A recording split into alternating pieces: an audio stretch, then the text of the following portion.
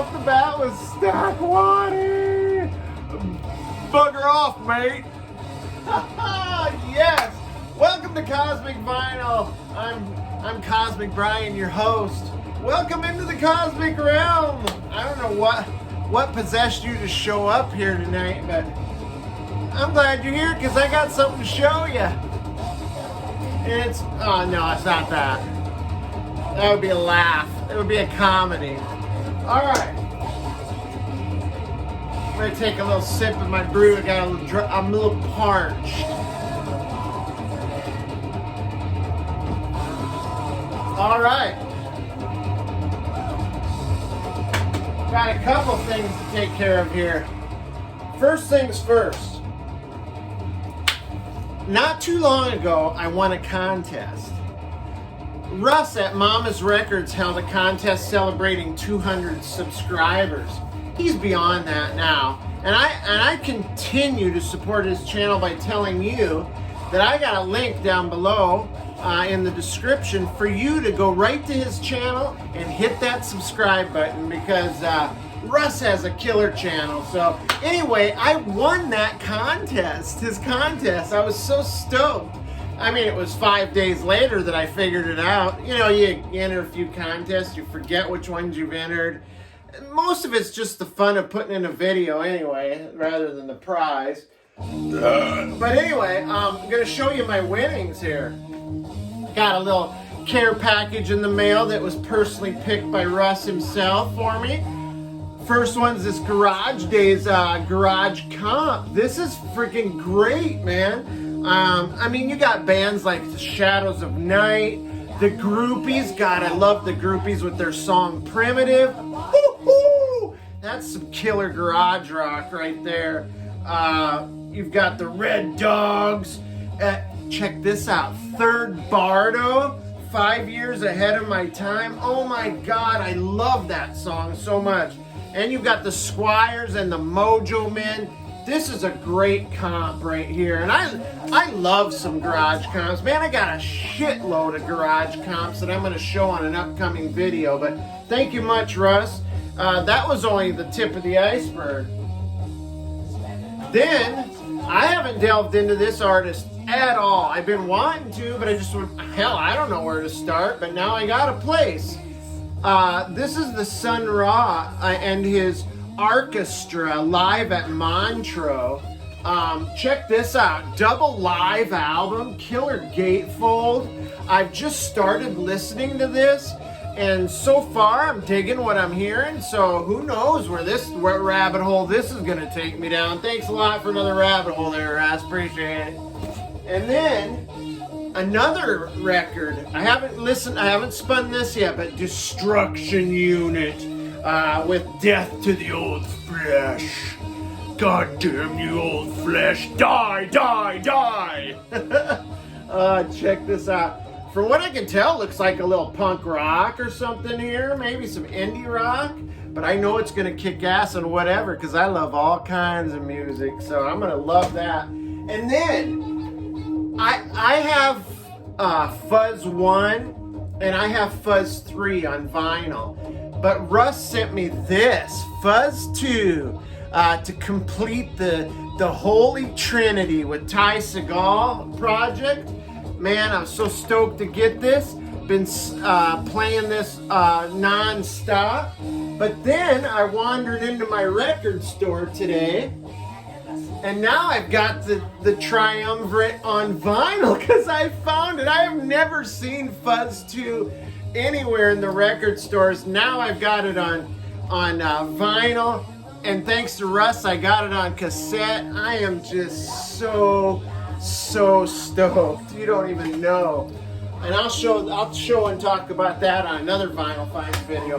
But let's move on to some records. I know I just did a Far Out Finds video, but I've got so many records stacking up in here that new stuff that I've gotten, and I need to get on the ball and start showing this stuff so I can file it away. But I've been listening to 5 records in particular that I decided, you know what, man, I'll just make a quick video. So I'm not gonna waste, oh yes I am. I'm gonna waste a little bit of time. Let's do a big chug, because I'm rocking the tall boy tonight. I'm rocking the Miller Lite Tall Boy 16 ouncer. And this big chug is coming to you with love from the great state of Missouri. Man, I friggin' love friggin' being in St. Louis, man. What a great town, man. I love this town. And I love the fact that I have all these record stores at my disposal. Check this out. I'm gonna just give you a little rundown. Probably my favorite record store down here is Planet Score. Man, what a great shop. Then of course you've got the famous vintage vinyl down in the Delmar Loop. You've also got another one that is also one of my favorites that I found lots of cool stuff is Euclid Records. And you've also got the Record Space down here. So yeah, I've got, and there's a sticker right there, Dead Wax, man. I have all these record stores at my disposal. They're emptying my wallet every week. But yeah, I'm so happy, guys.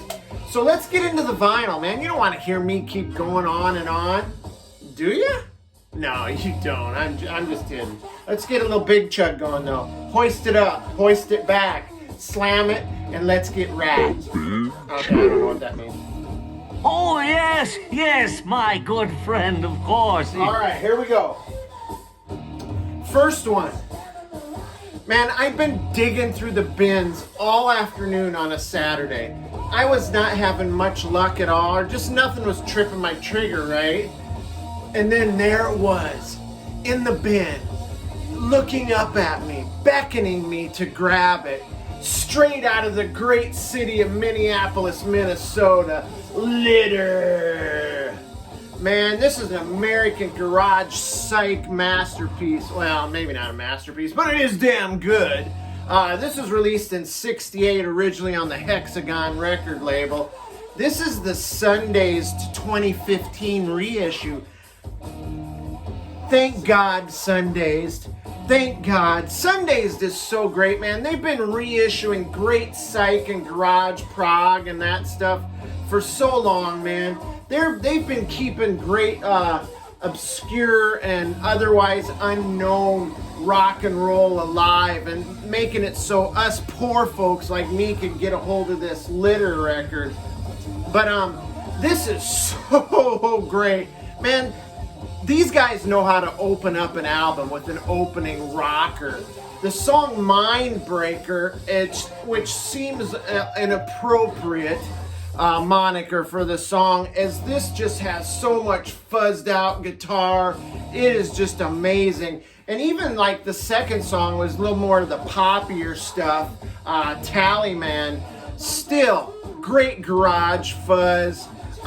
It's just like a great power pop song, and I love me some power pop. They put the power in pop there.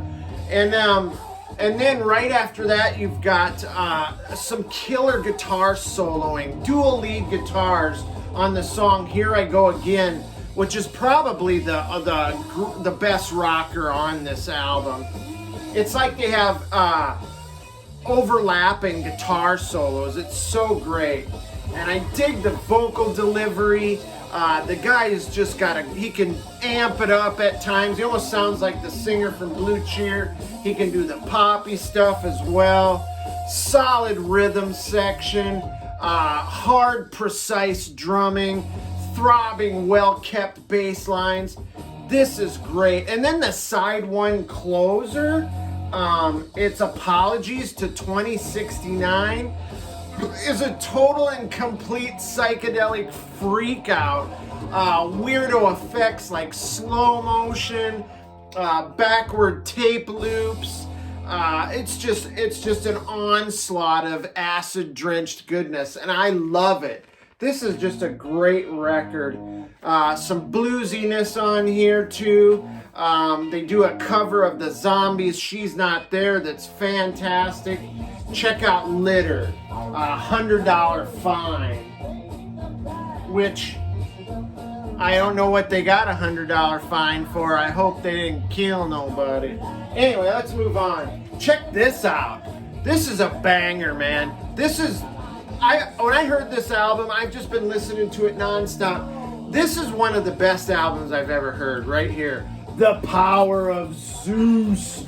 The Gospel According to ZEUS.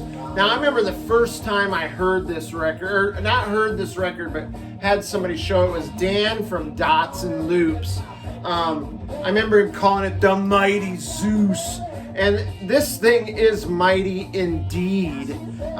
This was released in 1970 on the Rare Earth label, as you can see there. I love the Rare Earth label, folks. Very cool. Just Detroit psych rock and roll. This is like a concept record, kind of like good versus evil in a way. And as it explains on the back, we need the power of ZEUS to reign victorious over the evildoers and the evil one. But this opens with another rousing number. It Couldn't Be Me, and this is how rock and roll records should start out. Man, it is just absolutely amazing. And this has everything. Frantic organ, outstanding guitar riffage, pounding drums, very aggressive playing. This just has, and then on the song In the Night, oh my God, just heavy vibe on that jam. Somewhat haunting and desperate. Vocals delivered fast and furious. The devil comes in the heat of the night, so we gotta seek the power of ZEUS to battle him away. There's a song on here called Green Grass and Clover. It's a stony, stripped down groove. The closer on side one, called The Death Trip, is just this, it's ridiculously hard psych. Just like 7 minutes of monolithic proto-doom, heavy and atmospheric. This is just full of heavy hitters. Songs like Uncertain Destination, Realization, and then the closer, which is a banger as well, Sorcerer of Isis, The Ritual of the Mole. Getting a little dramatic there, aren't we, Cosmic Brian? But yes, The Power of ZEUS. You got to check that out. That's a great record. And then this, it just keeps coming, folks. The Damnation of Adam Blessing, right out of Cleveland, Ohio.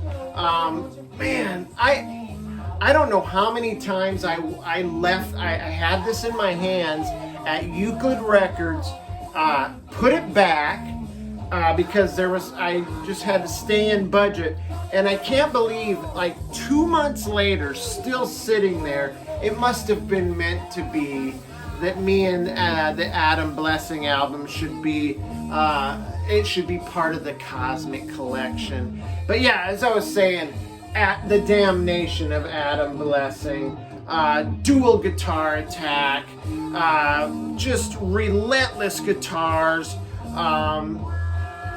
They often opened for the local heroes, the James Gang. They toured in support of the Faces. Critics have labeled them inconsistent, but if they're talking about this record, I tell those critics to, because if they're being inconsistent in that they cover a lot of ground here, with a lot of different genres, then so be it. But when have we ever cared as hard rock record collectors? When have we ever cared about inconsistency anyway, right? I mean, we love this shit, but yeah, as long as it rocks, right? I mean, but yeah, this is just, there's some blues rock, psychedelic, pop, and dare I say maybe a little folk psych. But I gotta tell you, their rendition of Morning Dew, I gotta step back, because that thing put goosebumps on my arms, man, because it was just so powerful. without being bombastic. But it was just a power. I felt it, man. A lot of times there's like the proto-Psych Yardbirds in some choruses. Maybe haunting at times. Great background vocals. Check out the band there. All standing there in the fog, no shirts on. These guys are like rising above right there. There's some Baroque stuff on this. I like that word, Baroque, because I'm going Baroque buying all these albums, I gotta tell you. But yeah, there's harpsichord on the Strings and Things song. They do a pretty damn cool cover of Last Train to Clarksville too, which started off as kind of a spoof, but the fans demanded it because they kept playing it, and then they hardened that shit up, and it kicks ass. Love the vocal delivery on this as well. It's just so rock star grooving. Just lots of wah-wah guitar effects. This is just on point rock and roll right here. The Damnation of Adam Blessing. Love it, love it. And then check this out. This was an accidental find right here. Another, I'd almost given up on the Bends again, but then I found Strawberry Path. When the Raven Has Come to Earth. Strawberry Path with Jimmy and Hero. This is early 70s prog psych. It's a project carried out by it's Shigeru Narumo, which I assume is Jimmy on the album here, and then also Hiro Tsunoda. Apparently this group became Flight Egg as well. But this is the Absinthe reissue. Just very cool. Check them out right there. Influences on this bad boy run deep. We've got like Deep Purple, Hendrix, Zeppelin, Black Sabbath, basically the big four. But Shigeru, at some point on this album, simultaneously plays the keyboard with his left hand, the guitar with his right, and then operates the bass pedal with his feet. I mean, that guy's just a musician stud right there. But Hero's drumming is like a rapid fire machine gun. And at times is kind of jazzy as well. I love this, man. Check out that great cover art too. You flip it over and you got the contrast of colors there for the eye. This can get heavy, it can get poppy, but it is so kicked ass. Talk about a great opening track, man. I Gotta See My Gypsy Woman. I challenge you to stream that sucker. It is a mind blower and a smoker for sure. This is great stuff, man. Just killer. Side 2's a little bit more on the mellow side, but great musicianship, great song delivery. Strawberry Path, When the Raven Comes to Earth. One more. And I saved this for last because this is just a weirdo record. I should have showed this for Halloween, but this is Greylock Mansion. I want you to take in that cover right there, because that is just mind-blowing. Look at that. Just a lot going on there, right? But this is another one of those buried treasures that was only recently been unearthed. Thanks to the good folks at Lysergic Sound Distributors, LSD, huh? Get it? Wait, you guys get it, right? LSD, Lysergic Sound Distributor. I knew you got it, god damn it. But yeah, these guys are out of Tucson, Arizona. This is heavy psych rock with, these guys were on the brink of stardom like a few different times, but due to their,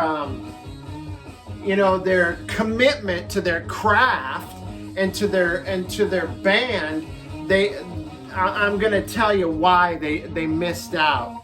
So they were offered by Capitol Records a big contract. Capitol being a major label, right? But Capitol would only sign them if they took on a singer that they had been grooming in their ranks, and as kind of a puppet singer, and let him be the singer of their band. They were like, no, we're not doing that. You know, they're going to lose all their credibility by doing that. And then they had a second big label come after them, which was Liberty. And Liberty wanted them to change their sound to be more like the Sunshine Company, you know, more psych pop. And again, they were like, fuck you. Plus, they wanted 30% of what they made on everything, records, live shows, everything. And so GREYLOCK Mansion was not having any part of it. So the genius behind this heavy psychedelic album is a 19-year-old named Merle Regal. He composed all the lyrics. He was basically his vision for this band. There's just haunting, heavy psychedelic with striking organ, super heavy guitar riffs, creepy, like occultish type lyrics, and mysterious type, like sci-fi stuff. There's a song on here called Spiders about this dad who told his sons, don't go in the garage, or don't go in the barn, but the sons went in the barn, and one of the sons was killed by spiders. That's some shit. That's some crazy shit right there. Lots of great stuff. Time Machine, about a guy who's telling them, you know, trying to explain that he's from another time and showing them his time machine. Nobody will believe him. So he just goes back to his own time and he said, hey, these fuckers don't want anything to do with us, blah, blah, blah. But yeah, just crazy stories in some of the songs. Think like the Doors influences, Iron Butterfly, very distorted, fuzzed out guitars, sludgy effects, killer spooky organ, mystical sci-fi and horror. This is great. Thanks God for Lysergic Sound Distributors for this one. So that's my little impromptu vinyl finds video. Hope you guys dug it, man. If you guys did and you want to see more crazy shit and fun, weird records, man, hit the subscribe button. Come on back. Hit the notification button so you know when to come back. The notification bell, I should say. And come on back. Join Cosmic Brian for another episode of Vinyl Finds, or Far Out Finds, or whatever we call it this week. Anyway, you guys stay safe, stay cosmic, and I'll catch you next time. Peace, brothers and sisters.